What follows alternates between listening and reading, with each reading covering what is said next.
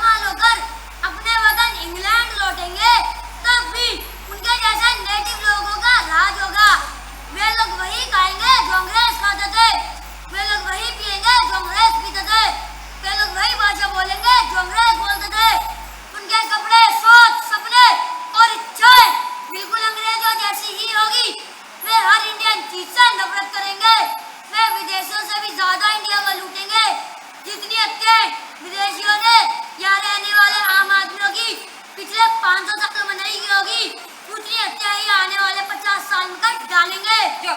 जमुरे क्या ये सच है? जी उस्ताद, बिल्कुल सच है। तो तू वापस लौटा। मैं नहीं आऊंगा उस्ताद, मेरा यहाँ मन लग गया है। क्यों नहीं आएगा? क्योंकि मुझे अभी तक किसी भी बाबू ने खुश होकर इनाम नहीं दिया। नहीं, बहुत सारे बाबू तुझे खुश होकर इनाम देंगे। बताइए कौन सा बड़ा बाबू खुश होकर इनाम देगा? क्या आप इनाम देंगे? क्या आप जमुरे को इनाम देंगे? बताइए कौन सा बड़ा बाबू इनाम देगा? आय मुदारी, हम इसको इनाम देगा। इसको जल्दी से वापस बुलाओ। सुना तूने? साहब तेरे खुश होकर इनाम देंगे। तू वापस लौटा। अभी आया उस्ताद, पर लेकिन पहले बुला तो लो।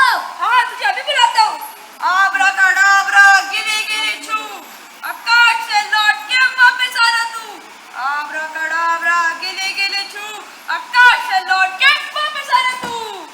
उस्ताद मैं वापस आ गया उस्ताद। जमुरा वापस आ गया, तालियां।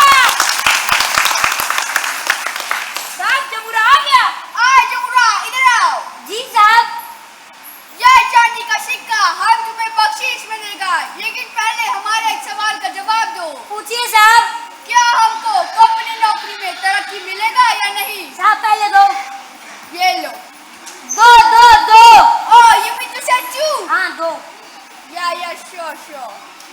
ये लो, अब बताओ। साहब क्योंकि अब मैं आकाश से वापस लौट आया हूँ, इसलिए मैं कोई भविष्यवाणी नहीं कर सकता। नमस्ते साहब। आय जमुरा। नमस्ते साहब। कहाँ जाना है तुम? नमस्ते साहब। हमारी बात पूरी करके जाओ। नमस्ते साहब। कहाँ जाना है? नमस्ते साहब। कहाँ जाना है तुम? नमस्ते साहब। क्लावर, वेरी क्लावर।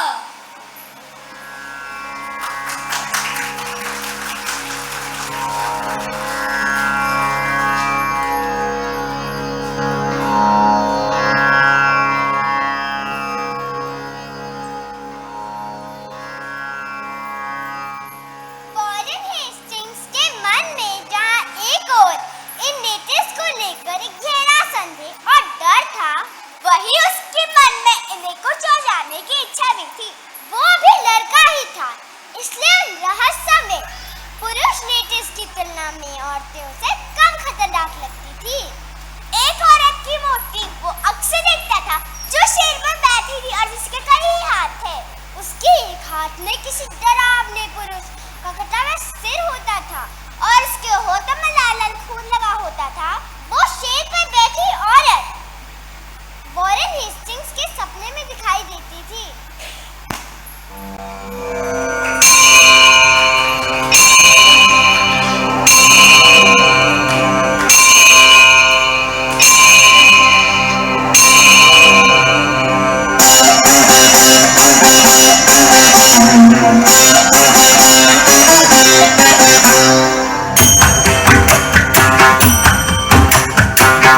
गिरिनन्दिनि नन्दित मेधिनि विश्वविनोदिनि नन्दनुते गिरिवरविन्द शिरोधिनि वासिनि विष्णुविलासिनि जिष्णुनुते भगवति हेशिति कण्ठकुटुम्बिनि भूरि कुटुम्बिनि भूरि कृते जय जय हे महिषासुरमर्दिनि रम्यकपर्दिनि शैलसुते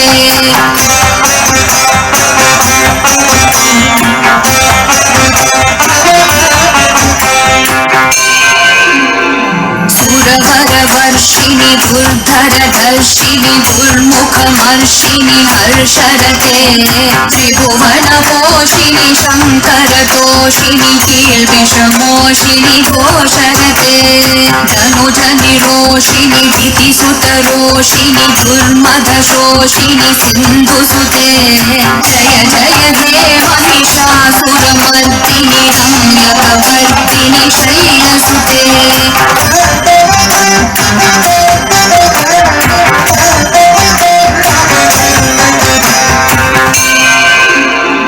ऐ जगदम्ब मदम्ब प्रियवासिनि हासरते शिखरि शिरोमणि तुङ्ग हिमालय शृङ्गनिजालय मध्यगते मधु मधुरे मधुकैतभग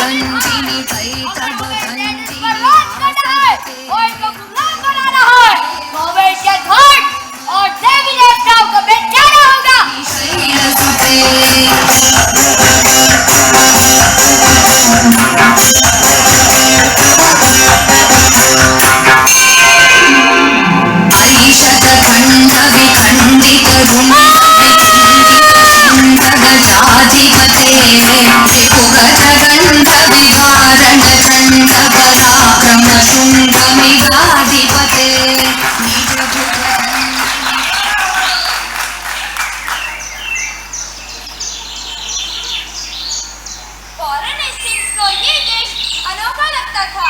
वो उससे डरता, लेकिन किसी मायावी आकर्षण में बनता। वो उससे और निकट जाना चाहता, इतना निकट कि वो उसके भीतर के अनजान अंधेरे में प्रवेश कर जाए। उन्हीं दिनों वॉरेन हेस्टिंग्स की दोस्ती बुंतू से हुई। बुंतू के पिता कंपनी में एक मामूली कर्मचारी थे। बुंतू बहुत अच्छा, सीधा और भावुक लड़का था।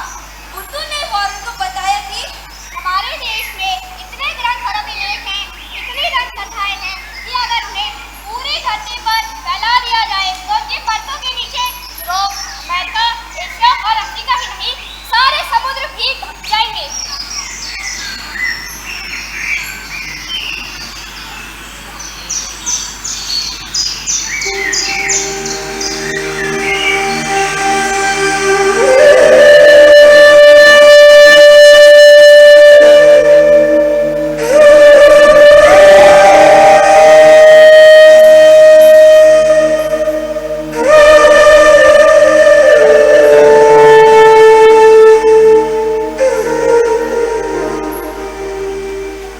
बुद्धू इतनी मधुर और जादूगरी बांसुरी बजाता कि कुछ ना समझने के बावजूद भी मेरी आंखें दबदबा जाती थी।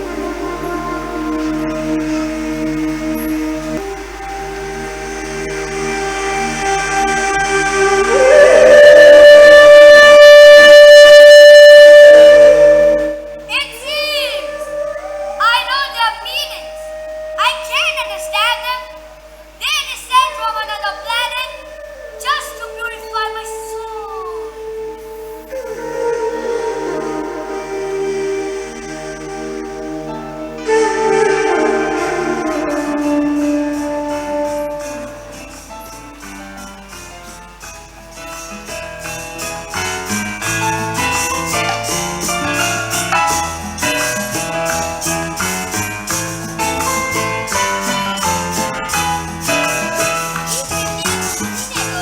अंग्रेज ऑफिसर यहाँ भेजे थे, वे लफंगे और भ्रष्ट थे।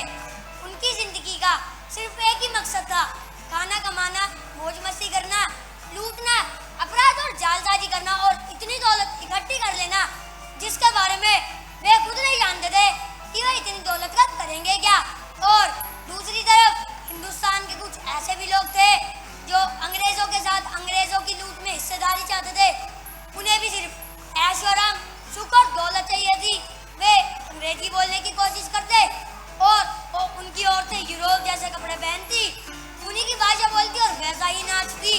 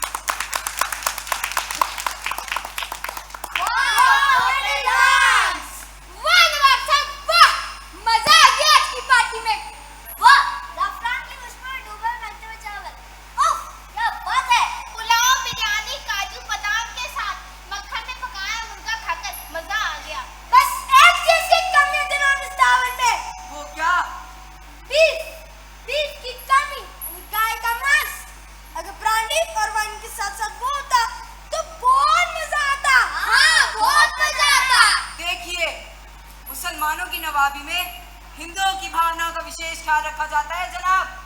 यहाँ के हिंदू लोग गाय की पूजा करते हैं, उसका दूध पीते हैं और गाय को माँ कहते हैं। इसलिए मुसलमानों की नवाबी में सरकार की ओर से गाय काटने में बंदिश लगाई गई है। तो हटाइए इस कानून को और खत्म कीजिए इस बंदिश को भी। क्यों?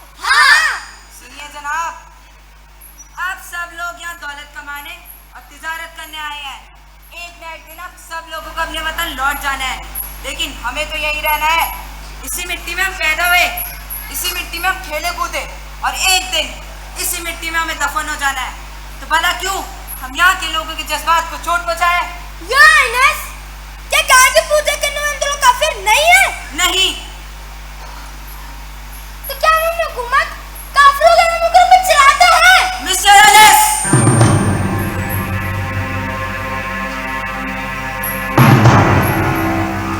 काफिर हिंदू नहीं जो गाय की पूजा करता है। काफिर तो हम हैं, हम जो हजरत की पाबंदी के बावजूद भी शराब पी का गुनाह कर रहे हैं। अब आप सबकी भलाई इसी में होगी कि आप सब यहाँ से चले जाएं। ओके जाता है, हम जाता है।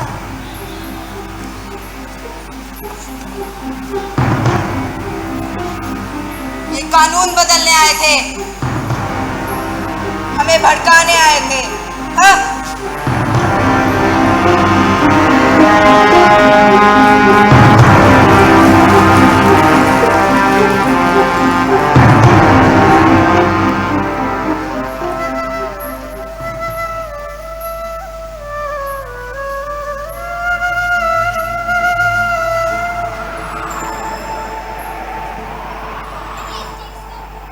गोपाल कृष्ण के बारे में जानकारी मिली।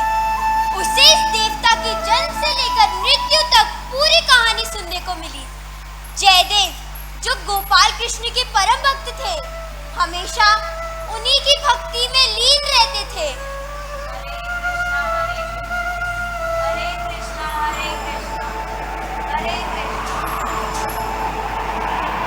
कुंतु ने वॉरेन हेस्टिंग्स को बताया कि जयदेव की झोपड़ी में कृष्ण की मूर्ति के हाथ में मूंछ की रस्सी का एक ऐसा रेशा पाया गया जिससे सिद्ध हो जाता था कि कृष्ण ने जयदेव की झोपड़ी का छप्पर खुद अपने हाथ से छाया था। मूंछ का वो रेशा आज भी मौजूद है। उसने ये भी बताया कि एक बार जब जयदेव गीत गोविंद लिख रहे थे तो वो एक जगह अटक गए। उससे आगे उन्हें कुछ लिखते नहीं बन रहा था, उनकी कविता रुक गई थी। कल्पना के आकाश में कोई शब्द ही नहीं बचा था, बस शून्य।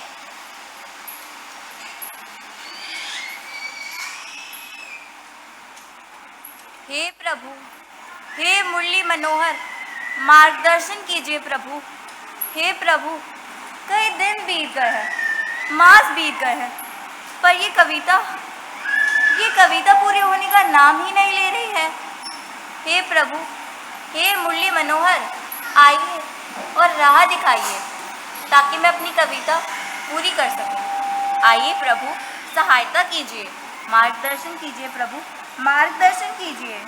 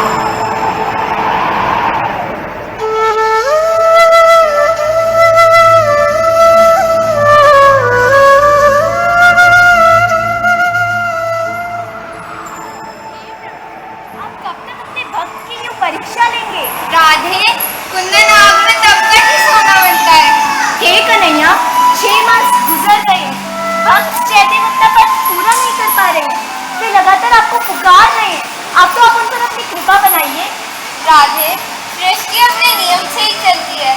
कुछ समय और लगेगा और भक्त जयदेव को उनकी राह मिल जाएगी। नहीं प्रभु, आज आपको जयदेव की सहायता करनी ही होगी। नहीं राधे, ये भी ठीक नहीं है। प्रभु, राधे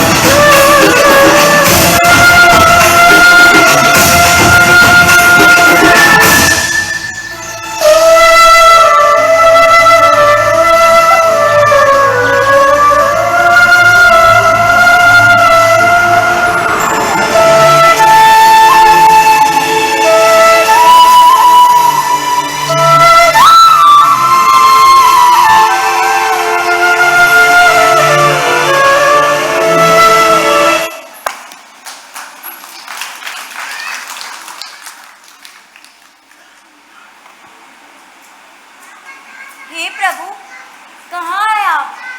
मैंने अभी अभी आपके दर्शन किए।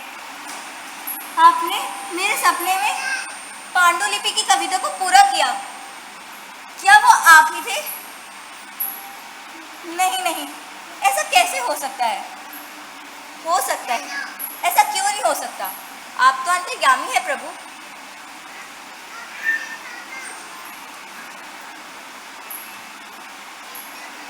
ये तो आप ही थे। ये बात आपने ही लिखा है प्रभु। हाँ, आपने ही लिखा है। आप स्वयं मेरी कुटिया में आए प्रभु। मैं तो धन्य हो गया प्रभु, मैं तो धन्य हो गया। प्रभु, प्रभु, आपके हाथ पर लगी स्याही, आपके हाथ पर लगी स्याही, आपके हाथ पर लगी स्याही यही बताती है कि ये पद आपने ही लिखा है प्रभु। जय हो प्रभु, जय हो, जय हो प्रभु, जय हो, जय हो प्रभु, जय हो।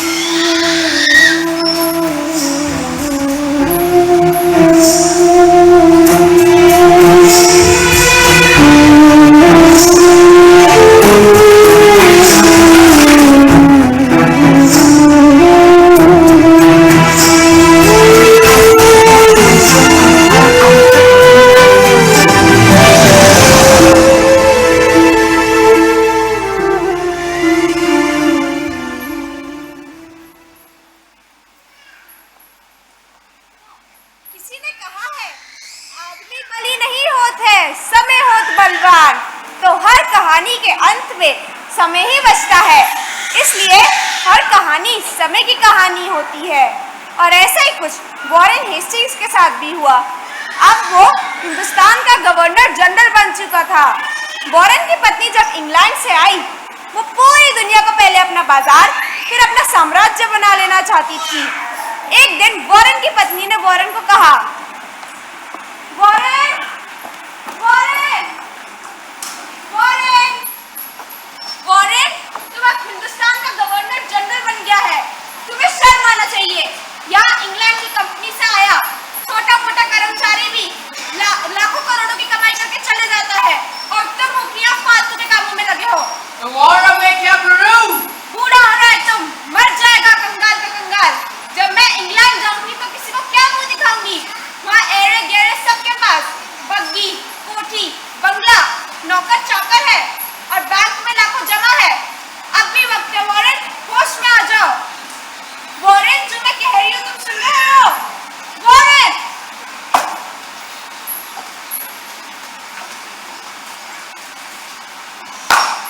गार्ड्स!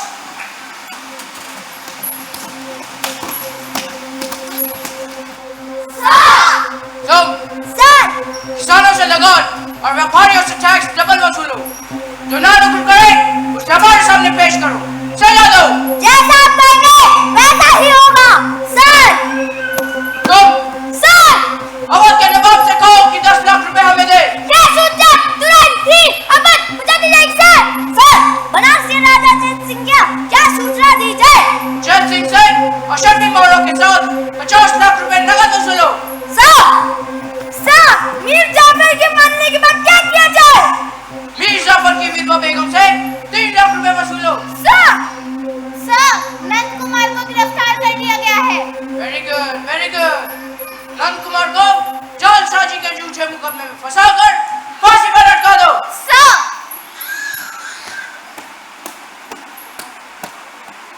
सर, बड़े-बड़े पदों पर अपने खास आदमियों को बैठा दिया गया है।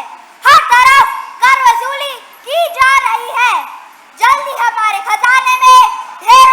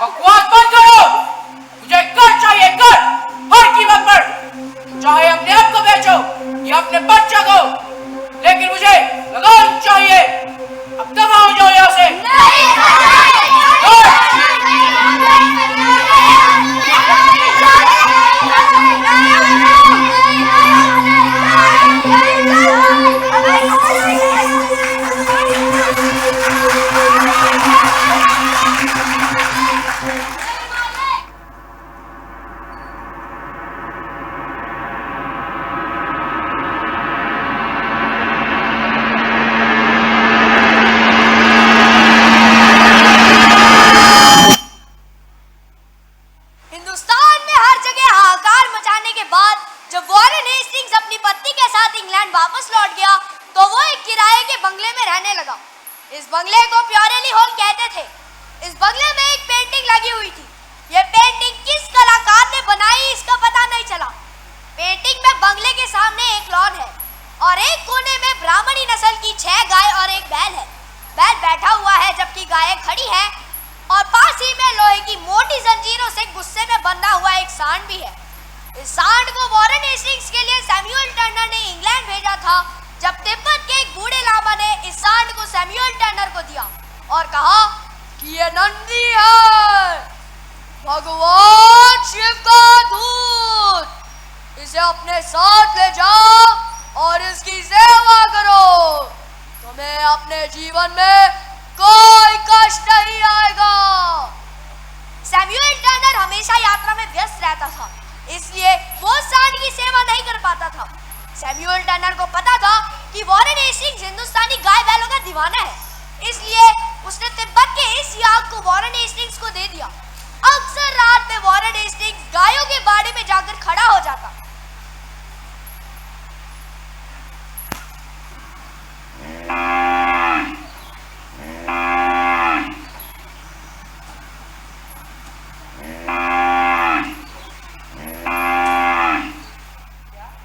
कुछ कहा?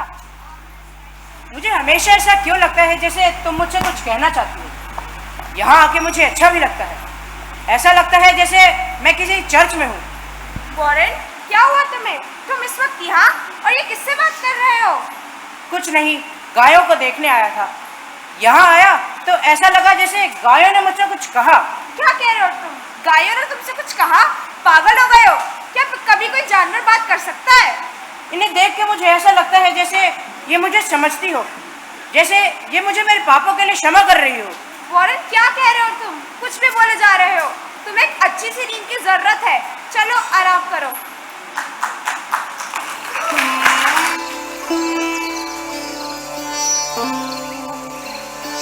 इंग्लैंड में गायें पृथ्वी का प्रतीक नहीं थी। वहां उन्हें हत्या से बचाने के लिए कोई राजा दिलीप नहीं था। तो अंदाजा लगाया जा सकता है हिंदुस्तान से गई गाय बैलों के साथ इंग्लैंड में कैसा व्यवहार हुआ होगा। गायों का दम घुटने लगा, उनके होश उड़ने लगे। उनसे ना खाया जाता ना पिया जाता, और अगर खा लेती तो पचाया ना जाता। जो गोरे कर्मचारी उन्हें खाना पानी देने आते, उनके चेहरों में उन्हें अपने हथियारे दिखाई देते। गायों ने खाना छोड़ दिया, एक एक करके बीमार पड़ने लगी और मरने लगी। 4 गाय और 1 बैल 6 महीने के भीतर मर गई। उनकी मृत्यु पर कोई शोक नहीं मनाया गया। जब 5वीं गाय मरी तो वॉरेन हेस्टिंग्स को थोड़ी सी फिक्र हुई। हालांकि जब वो इनसे पेट छुड़ाना चाहता था, अब सिर्फ 1 गाय, उसका बछड़ा और 1 सांड बचा था। अंग्रेज इस बात को नहीं जानते थे कि हिंदुस्तानी गाय सांड मनुष्यों की भाषा समझते थे। वहां रहकर गाय सांड को भी अंग्रेजी भाषा समझ में आने लगी थी। एक दिन जब बंगले के कर्मचारी गाय, उसके बछड़े और सांड को दाना पानी दे रहे थे तो एक ने कहा, अरे देखो कितना सुंदर है बछड़ा। हाँ वो तो है, लेकिन जितना सुंदर है दिखने में है उतना ही खाने में भी स्वादिष्ट होगा। हाँ ये तो तुम सही कहते हो। इस बछड़े की बोटियां बहुत ही जायकेदार होंगी, तो क्यों ना आज रात इस बछड़े का मांस खाया जाए। हाँ। पर वो कैसे? ऐसा करते हैं कि आज रात इसके खाने में कुछ मिला देते हैं, बाद में संभाल लेंगे और बोल देंगे कि बछड़ा भी मर गया। हाँ, ऐसा करने से किसी को कुछ पता भी नहीं चलेगा। तो ये तेरा आज रात के डिनर में हमें स्वादिष्ट बछड़े की जायकेदार बोटियां खाएंगे, क्यों? हाँ हाँ, चलो चलो इन्हें दाना पानी दे देते हैं। चलो। अरे देखो इस सांड को, गुर्राता है, हमारी बातें सुन रहा है और तू इससे डर गया। नहीं मैं डरा नहीं हूँ। चलो चलो अंदर।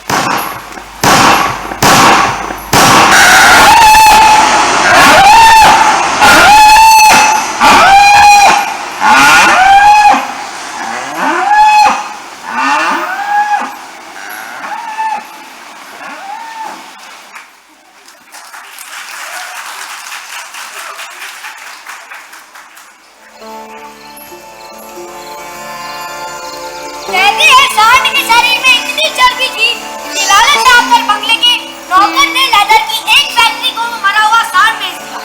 62 साल बाद सन 1857 में कलकत्ता के पास बैरकपुर की फौजी छावनी में 29 मार्च को जब मंगल पांडे ने अंग्रेज एडजुटेंट को गोली मारी तो उस कारतूस में इसी चर्बी का इस्तेमाल हुआ था। राष्ट्रीय महासंग्राम, जिसे अंग्रेजों ने बाद में गदर कहा, उसकी शुरुआत इसी कारतूस के धमाके के साथ हुई थी। इस धमाके की गूंज और कंपन इतनी थी कि उससे पूरे हिंदुस्तान में क्रांति की लहर उमड़ पड़ी। ये लहर इतनी तेज थी जिसने अंग्रेजों की टीम तक को हिलाकर रख दिया। देश के कोने कोने से लोगों ने इस महासंग्राम में हिस्सा लिया। लाखों हिंदुस्तानियों ने आगे बढ़कर आजादी के लिए अपना सर्वस्व न्यौछावर कर दिया।